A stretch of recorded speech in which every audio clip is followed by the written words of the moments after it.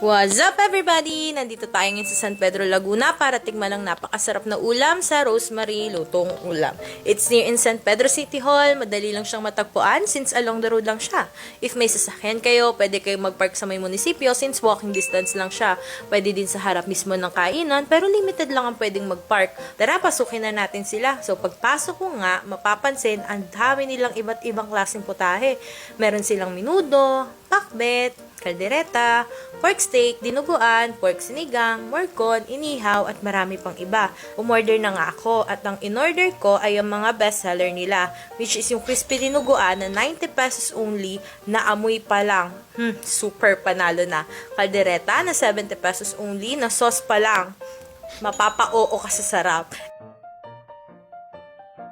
And beef morcon na 100 pesos only, and it looks really delicious. And for take note for 100 pesos meron ka ng beef. Tara, tikman na natin.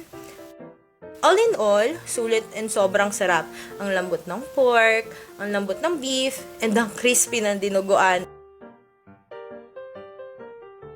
Yummy! Sobrang takam ko. Hindi ko na malaya na natapon ko na pala yung sauce ng morcon. So, what are you waiting for? Arat na, chibog na here at Rosemary Lutong Ulam.